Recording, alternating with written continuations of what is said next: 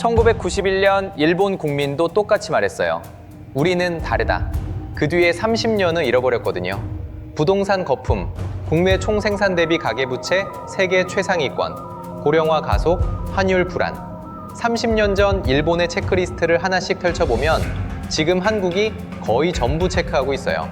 그런데 한 가지, 일본보다 훨씬 더 위험한 차이가 있습니다. 그 차이가 당신의 통장을 직접 위협하고 있어요. 1980년대 후반 도쿄 이야기를 잠깐 해볼게요. 당시 도쿄 항공부지의 땅값이 얼마였는지 아세요? 미국 캘리포니아주 전체 땅값보다 비쌌어요. 일본 부동산 전체를 합치면 미국 땅을 4번 사고도 남는다는 말이 진지하게 나올 정도였거든요. 주식도 미친 듯이 올랐고 부동산도 끝없이 올랐어요. 당시 일본은 세계 2위 경제 대국이었어요. 미국 기업들을 하나둘 사들이고 뉴욕 한복판 록펠러 센터까지 일본 돈으로 샀어요. 일본 사람들은 진심으로 이렇게 믿었어요. 우리 경제는 세계 최강이다. 미국도 우리를 못 이긴다. 이 정도로 무너질 리가 없다. 그런데 1991년 거품이 터졌어요. 부동산 가격이 폭락하기 시작하면서 은행들이 흔들렸어요. 왜냐하면 은행들이 부동산을 담보로 어마어마한 돈을 빌려줬거든요.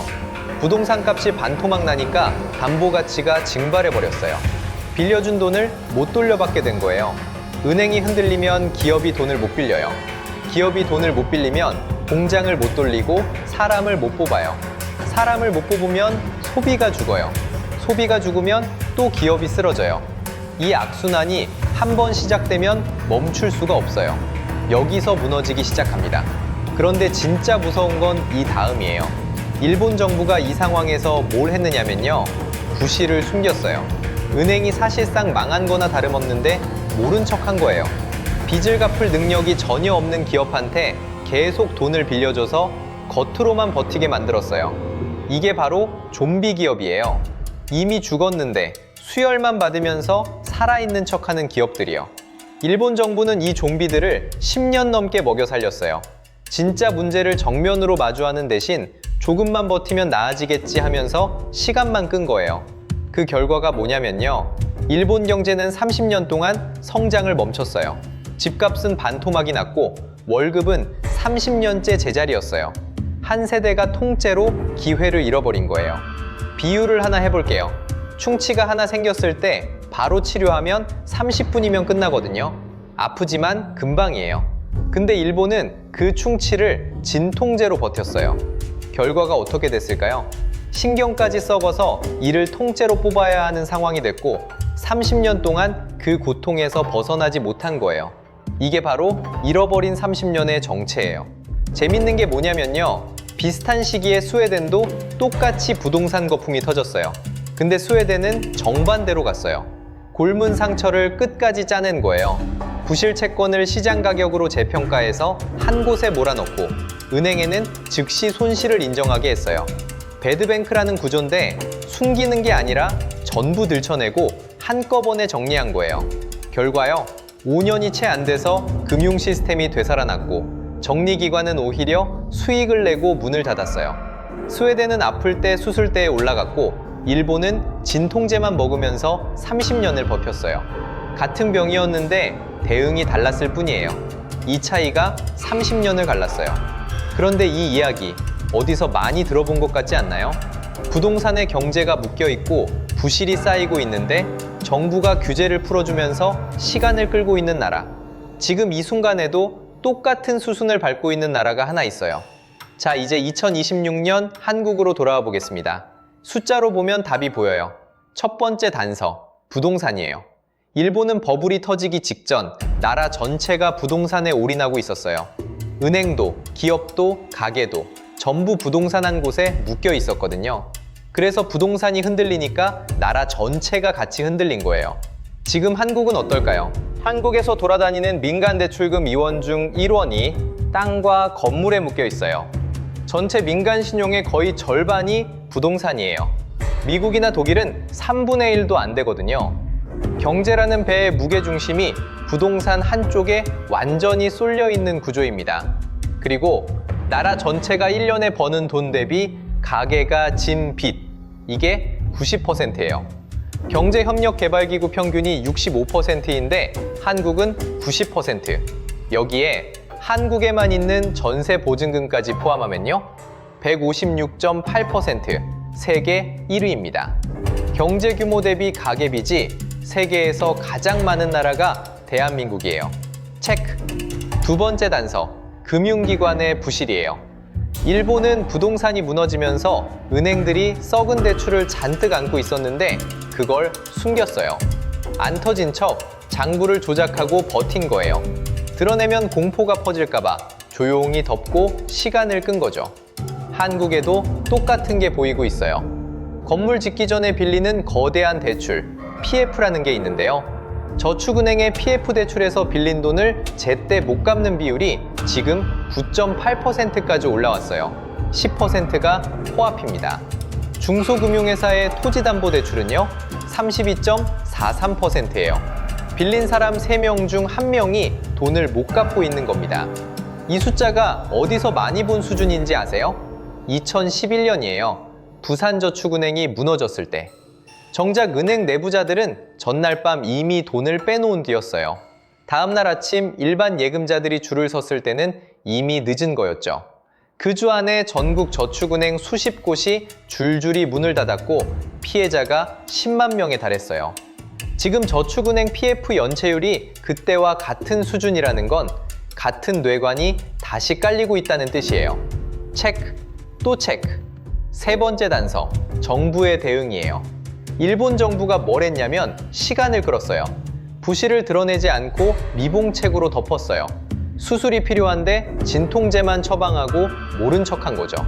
그 결과 살릴 수도 죽일 수도 없는 좀비 기업이 수두룩하게 생겨났고 일본은 30년 침체로 빠져들었어요.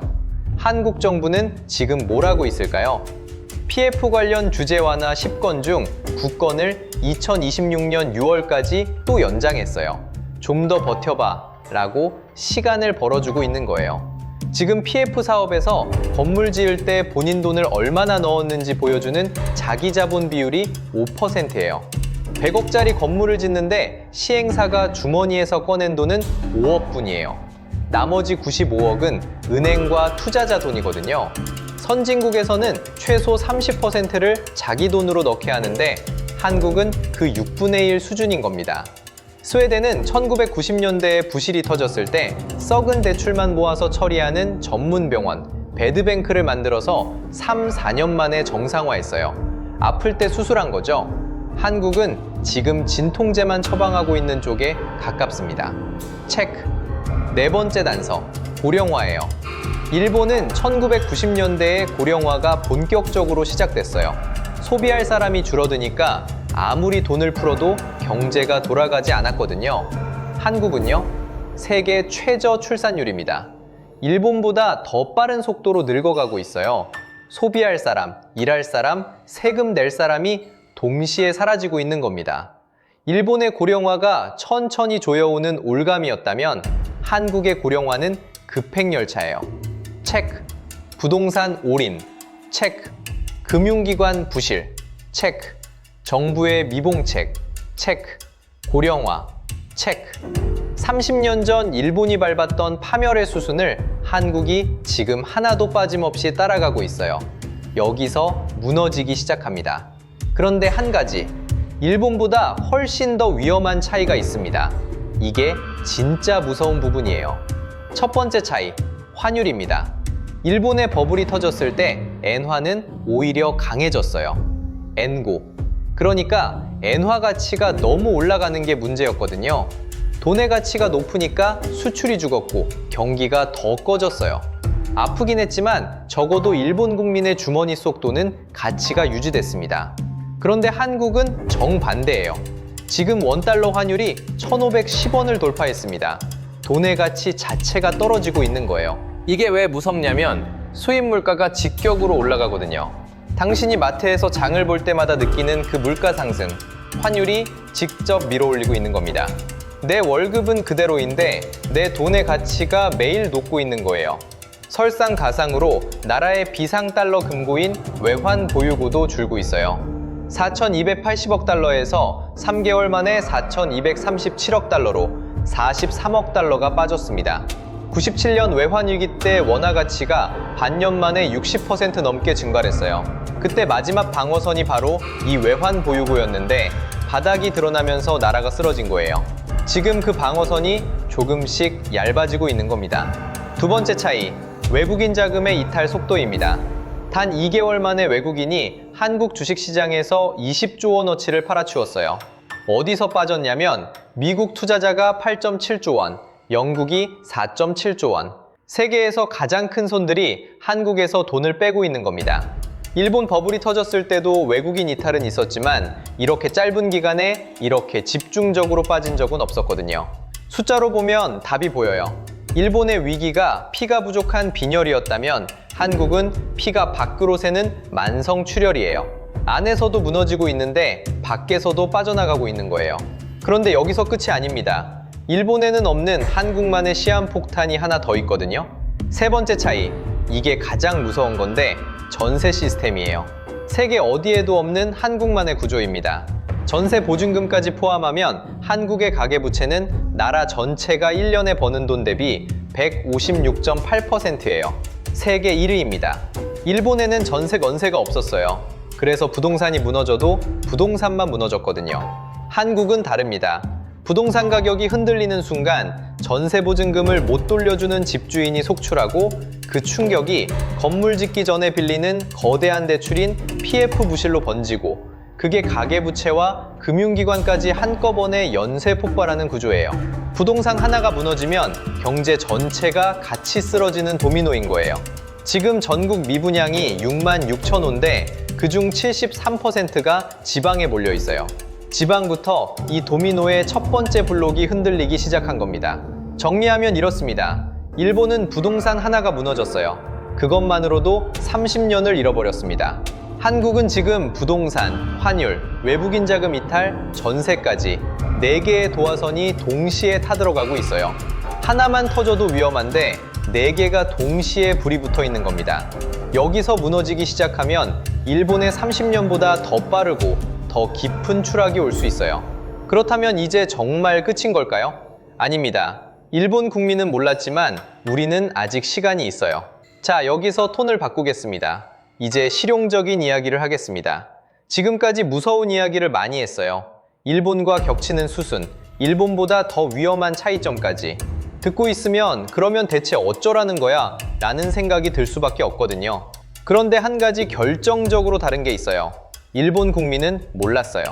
1991년에 거품이 터졌을 때 이게 30년짜리 침체의 시작이 될 줄 아무도 몰랐거든요. 인터넷도 지금 같지 않았고 해외 사례를 실시간으로 비교할 방법도 없었어요. 정보가 없었어요. 하지만 우리는 달라요. 우리한테는 일본이라는 교과서가 있어요. 30년치 시험지를 미리 본 거나 마찬가지예요. 그리고 스웨덴이라는 모범 답안도 있어요. 부실을 조기에 드러내고 배드뱅크로 3, 4년 만에 정상화시킨 나라. 암을 도려내야 살 수 있다는 걸 증명한 나라예요. 그리고 한 가지 꼭 말하고 싶은 게 있어요. 지금 이 상황은 당신의 잘못이 아니에요. 구조적인 문제예요. 부동산에 경제를 묶어놓고 규제를 풀어준 건 정책이고 부실을 숨기고 시간을 끈 것도 시스템이에요. 개인이 아무리 열심히 해도 구조가 무너지면 함께 무너지게 되어 있거든요. 그래서 구조를 탓하되 대비는 개인이 해야 해요. 문제는 정부가 스웨덴처럼 움직여줄지 아무도 모른다는 거예요. PF 규제 완화를 10건 중 9건이나 연장하고 있는 걸 보면 솔직히 기대하기 어려워요. 그래서 개인이 직접 경고등을 읽을 줄 알아야 해요. 병원에서 환자 상태를 체크할 때 혈압, 맥박, 체온 같은 바이탈 사인을 보잖아요. 이 수치가 기준을 넘으면 즉시 조치를 취하거든요. 지금 한국 경제에도 반드시 체크해야 할 바이탈 사인 5개가 있어요. 이걸 알고 있느냐 모르느냐가 당신의 자산을 지키느냐 잃느냐를 가를 수 있어요. 첫 번째, 계기판, 환율이에요. 원달러 환율이 1,500원 이상으로 지속되면 경고등이 켜진 겁니다. 지금 1,510원이에요. 이미 켜져 있어요. 환율이 높다는 건 당신이 가진 원화의 가치가 그만큼 높고 있다는 뜻이거든요. 같은 월급을 받아도 살 수 있는 게 줄어드는 거예요. 두 번째 계기판, 저축은행 PF 연체율이에요. PF가 뭐냐면 건물 짓기 전에 빌리는 거대한 대출인데 이 빌린 돈을 제때 못 갚는 비율이 10%를 넘으면 위험 신호예요. 지금 9.8%입니다. 10% 코앞이에요. 2011년 저축은행 사태 때와 비슷한 수준이거든요. 그때 하루 만에 4,900억 원이 인출됐고 피해자가 10만 명이었어요. 이 숫자가 10%를 넘기는 순간 같은 일이 반복될 수 있어요. 세 번째 계기판, 외국인 자금 흐름이에요. 외국인이 주식을 3개월 연속 팔면서 동시에 채권 매수까지 줄이기 시작하면 경고예요. 지금은 주식을 2개월 연속 20조 원이나 팔았지만 채권은 아직 4개월 연속 사고 있어요. 7.4조 원어치를 매수했거든요. 주식은 팔지만 채권은 산다는 건 한국 기업은 불안하지만 나라가 망하진 않는다는 판단인 거예요. 근데 채권마저 팔기 시작하면 그때는 외국 자본이 한국을 포기한다는 신호예요. 네 번째 계기판, 나라의 비상 탈러 금고인 외환 보유고예요. 지금 4,237억 달러인데 3개월 만에 43억 달러가 줄었어요. 이게 4,200억 달러 아래로 떨어지면 환율 방어선이 약해져요. 환율을 막을 실탄이 부족해진다는 뜻이거든요. 1997년 IMF 때 외환 보유고가 바닥나면서 무슨 일이 벌어졌는지 기억하시죠? 다섯 번째 계기판, CDS 프리미엄이에요. 쉽게 말해 나라의 신용 등급을 보여주는 보험료예요. 높을수록 위험하다는 뜻인데 지금은 20베이시스 포인트로 안정적이에요. 역대 최저가 14베이시스 포인트였으니까 아직 여유가 있어요. 하지만 이게 50베이시스 포인트를 뚫으면 그때부터는 외국 자본이 본격적으로 한국을 떠날 수 있어요. 정리하면 이래요. 5개 경고등 중에서 지금 확실하게 켜진 건 환율이고 PF 연체율은 거의 켜지기 직전이에요. 나머지 3개는 아직 여유가 있지만 방향이 좋지 않아요. 경고등이 3개 이상 동시에 켜지면 그때는 빨리 움직여야 해요. 이 계기판을 스스로 볼 줄 아는 게 중요해요. 그래서 뭘 해야 하느냐? 복잡한 거 아니에요. 원화 자산만 갖고 있으면 배 한 척에 전 재산을 실은 것과 같아요. 달러 계좌, 금 같은 원화밖에 안전망을 하나씩 만들어 두세요. 세금 혜택 받을 수 있는 ISA 계좌를 아직 안 만들었다면 지금 만드세요. 그리고 과도한 부동산 레버리지가 있다면 정리할 수 있을 때 정리하세요. 지방 미분양이 66,000호인데 73%가 비수도권에 몰려 있어요. 지방 부동산에 큰 빚을 지고 있다면 지금이 점검할 타이밍이에요. 이건 겁주려는 게 아니에요. 당신의 자산을 보호하려는 말이에요. 일본은 30년 전에 우리는 다르다고 말했고 정말 다르지 않았어요. 한국도 지금 같은 말을 하고 있어요. 하지만 우리한테는 일본이라는 교과서가 있어요. 일본 국민에게 없었던 건 돈이 아니라 정보였어요. 지금 우리에게는 30년치 선례가 있습니다. 이 차이가 결과를 바꿀 수 있어요. 30년간 일본 국민이 가장 후회한 건 폭락도 아니고 환율도 아니었어요. 그때 움직였어야 했는데 아무것도 하지 않은 것, 그게 가장 큰 후회였어요. 가장 큰 리스크는 아무것도 하지 않는 것입니다. 과거 위기마다 먼저 움직인 사람들은 자산을 지켰어요. 정보의 차이가 결과의 차이를 만들었습니다. 지금 이 내용을 알고 있는 것 자체가 이미 한 발 앞선 거예요. 남은 건 실행뿐이에요. 이 채널에서는 앞으로도 이 5가지 계기판을 계속 추적하겠습니다. 경고등이 하나 더 켜질 때마다 가장 먼저 알려드릴게요. 이 정보가 도움이 됐다면 주변에도 공유해주세요. 아는 사람이 많아질수록 우리 모두가 안전해지거든요. 그리고 경고등 업데이트를 놓치지 않으려면 구독이랑 알림 설정 꼭 해두세요.